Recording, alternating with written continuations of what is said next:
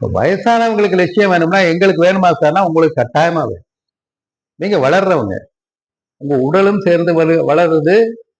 கண்ணதாசன் பாடல்ல வர்றது மாதிரி இவரு புதுமை பித்தன் ஒரு பாடல்ல வரும். அது மாதிரி உடலும் வளருது, அறிவும் வளருது.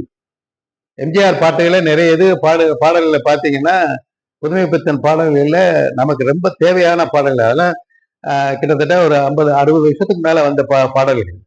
இன்னைக்கு இருக்கிற பாடல்கள் வேற. அதெல்லாம் பெரிய திருக்குறள் படிச்ச மாதிரி இருக்கும் அது. அதனால நம்ம இந்த வயசுல நம்ம எதை நினைக்கிறோமோ, எதை சாதிக்க வேண்டும் என்று நினைக்கிறோமோ, அதை யார் சொல்லுவார்கள் என்று சொன்னால் சுத்தத்தில் இருக்கக்கூடியவர் சொல்லுவதை வச்சு கேட்க வேண்டிய அவசியம் இல்லை.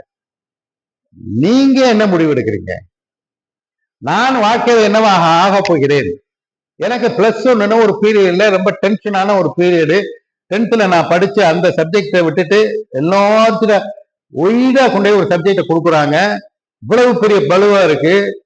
ஒரு வால்யூம்ல ஒரு 50 பக்கத்துல 150 பக்கத்துல படிச்சதை போய் 2 வால்யூம்ல கொடுக்குறாங்க. மேத்தமேட்டிக்ஸ் 2 வால்யூமு, பிசிக்ஸ் 2 வால்யூமு, கெமிஸ்ட்ரியில வால்யூமு, பிசிக்ஸ்ல இதுல பயாலஜில பாத்தீங்கன்னா அதை விட பெரிய வால்யூமா இருக்கு. ஒன்னு பாட்டனிங்கிறாங்க, இன்னொன்னு ஜுவாலஜிங்கிறாங்க. இதெல்லாம் தூக்கி சமக்கணுமா? ஓ, இந்த வருஷம் பரிச்சை இல்லை, அப்ப ரைட்டு படுத்துருவோம். கீழே இருக்கிறத கேட்டீங்கன்னா படுத்துட்டீங்கன்னா மேலையும் பிளஸ் 2க்கு போறவங்க படுத்துட்டீங்க. இப்ப அதனால அவங்களுக்கு என்ன சொல்றேன் அப்படின்னு சொன்னா, நீங்க அந்த டென்ஷனோடைய பிள்ளைகளை வச்சிருங்க, அந்த லட்சியத்தை நோக்கியே வைங்க, இந்த டயத்தை விட்டுறாதீங்க. ஏன்னா இது ஃபார்மேஷன். உடம்பு எப்படி நம்முடைய உடல்ல இருக்கக்கூடிய பகுதிகள்லாம் நம்மளை அறியாமலேயே மாறிக்கிட்டு.